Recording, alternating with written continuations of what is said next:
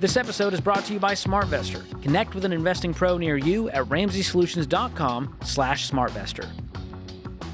We were talking about stock market returns earlier, and during that break, we actually got to play with the actual app a little bit and look at it, and I misquoted some stuff, so I need to clean up my mess. If some of you are still listening before you're bitching on the comments that Dave Ramsey's an idiot, because he messed up. So anyway, the thing to remember about the S&P, it recovered in about 90 days from the high. It was up in February. Trump bombed in Iran. It dove. It came back in, I think it's 92 days. It recovered to where it was, and it's well beyond that now. And I said the rate of return for the year was down 1%. I was wrong. It's up 10% for the year. So if you've been in the stock market, invested in S&P, which is the stock market, from January 1 to today, then June 1, then you have made 10% on your money. Meanwhile, it went down and back up. And so you rode a roller coaster down and you rode it back up 10%. Now, in 2024, the stock market made 23%. Yeah. The S&P did.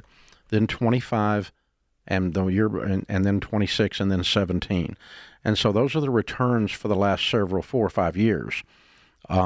Under different administrations and all kinds of different situations and different volatility, and gone up and gone down and back and forth.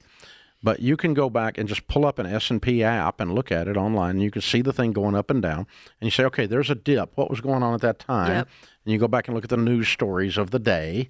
And so you'll see it comes back in 57 days or whatever like that. Yep. Just like we just did on about 90 days on the Iran war, or 60 days.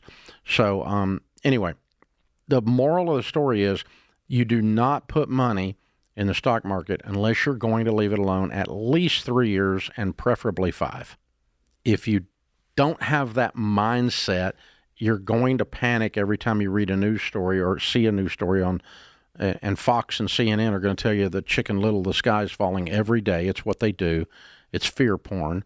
And they're going to tell you every day that the world's coming to an end. The world's coming to an end. They always report when the market is down. They never report when it's up. Ever. They never say record stock market returns. Now, a business channel like a Fox Business might, or in the old days, the old CNBC back in the day. Not there anymore. But if it was a pure business channel with stock market reports, they might say the market's up at a record level. And I think I did say the Dow was at 36. It's like at 50,000, so I'm not even close on that. So I screwed up 2 things in one of those other segments pretty dramatically. But the moral of the story still is no one gets hurt on a roller coaster except those that jump off in the middle of the ride.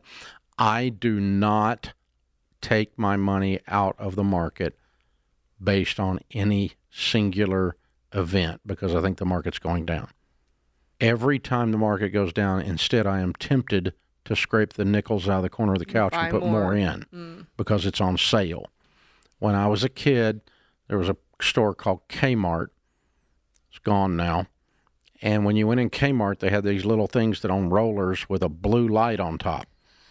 And they would roll this thing over to the whatever aisle, the tool aisle or the socks aisle or the underwear aisle, and they'd turn the blue light on, and there would be a blue light special. And you could get a bargain. And so the rednecks would flock to the blue lights, right, like a moth towards a flame. And so I remember my mama running down the aisle of Kmart to the blue light. That's what you should do when the stock market goes down. The blue light is on. It's on sale. Get a bargain. Run down the aisle, you redneck. Get you some money, okay? That's what we did. And so there's nothing wrong with that. But if you've got the mindset of it has always come back and the only game is how long it takes it, then when it dives on one of these news items or geopolitical events, whether it's COVID or fires in Australia or whatever it is, it causes the Russians launch a satellite, somebody invades Ukraine, somebody doesn't invade Ukraine.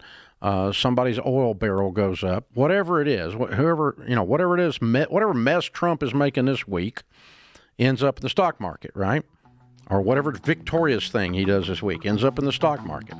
And so, for a short period of time, overall, you just make money. Yes. So that's the moral of that story. I'll get off my soapbox.